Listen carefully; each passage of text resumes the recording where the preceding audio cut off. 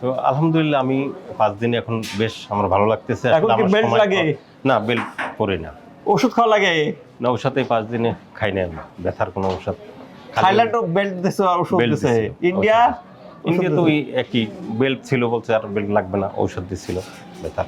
আসসালামু আলাইকুম প্রিয় দর্শক, যে আমার পাশে যিনি দাঁড়িয়ে আছেন তিনি বিশ্বের অনেক জায়গায় ট্রিটমেন্টের কাজে নিয়েছেন।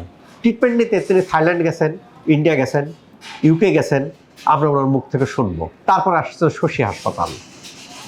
প্রিয় দর্শক, শশী হাসপাতালের সব স্কিন কেয়ার ইউনিটে বিশ্বের সবচেয়ে আধুনিক লেজার দিয়ে সাজানো হয়েছে, যার ফলে আমাদের মুখে অনেকের দাগ আছে, অনেকের উঁচু নিচু গর্ত আছে, হাইপার পিগমেন্টেশন আছে, হার্সুইটিজম, অবাঞ্ছিত লোম আছে, সবগুলো ভালো হয়ে যায় শশী স্কিন কেয়ারের মাধ্যমে।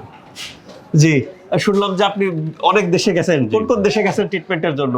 ইউকে গেছি, ইউকে, থাইল্যান্ড, জি ইন্ডিয়া, চেন্নাই গেছি, বোম্বাই গেছি, চেন্নাই, বোম্বাই, বাংলাদেশও দেখাইছি। বাংলাদেশটা বাদ দি ভাই, সমালোচনা আমরা করবো না, বুঝতে পারছেন? বিদেশের কথা আগে বলি, বুঝতে কি অসুবিধা ছিল? আমার 3 ঘন্টা 3.5 ঘন্টা ঘুমাইলেই এরপরে আমার উঠে হাঁটতে হতো, পুরো শরীর ব্যথা হয়ে যেত। এরপর সৌদি আরবে আমি অনেক চিকিৎসা নিয়েছি। সৌদি আরব বললো যে আমার এখানে একটা রগে সমস্যা হয়েছে, এর জন্য আমাকে ওই সাধারণ থেরাপি দিয়েছে এবং কিছু ওজন উঠাইতে বলছে, বেল টানতে বলছে রবারের মতো দিয়েছি, কিন্তু কিছু ভালো থাকে কিন্তু তেমন সুবিধা পাই না। পরে আমি আপনার ভিডিও অনেক থাইল্যান্ডে কি দিল? থাইল্যান্ডে আমাকে বেল্ট দিল আর ছোট কয়েকদিন ঔষধ খাইতে দিল, আর ওই কিছু ব্যায়াম দেখাই দিল, বারমুগা হসপিটাল। তো এরপরে আইসা দেখি শাবক, কিছুদিন ঔষধ খেলে ভালো থাকে, আবার শাবক। তো আপনার ভিডিও দেখলাম আমার সৌদি আরব থেকে সৌদিরা এসেও এখান থেকে ট্রিটমেন্ট নিয়েছে অনেকগুলো। দেখছেন? জি, সৌদির শেখরাও। প্রিয় দর্শক বলে রাখি, এর আগে সৌদি আরবের সৌদির শেখরাও এখানে আসছিলেন। তখন কি হয়েছিল, তাদের শেখের অধীনে যে বাংলাদেশিরা থাকে তারা এখান থেকে ভালো হয়ে গেছেন। তারপর সৌদি আরবে তুলে ভালো হলে কেমন বলে শশীতে, তারপর ওরাও আসছিলেন। এখন হয়েছে কি, শশী হাসপাতাল রোগের চাপের কারণে আমরা বিদেশি রোগীকে ওইভাবে আগ্রহ দেখাই না। তারপরে কি হলো? তো আলহামদুলিল্লাহ আমি 5 দিনে এখন বেশ আমার ভালো লাগতেছে। এখন কি বেল্ট লাগে? না, বেল্ট পরি না। ওষুধ খাওয়া লাগে? না, ওর সাথে 5 দিনে খাই না আমি ব্যথার কোনো ঔষধ। থাইল্যান্ডও বেল্ট দিছে আর ওষুধ দিছে।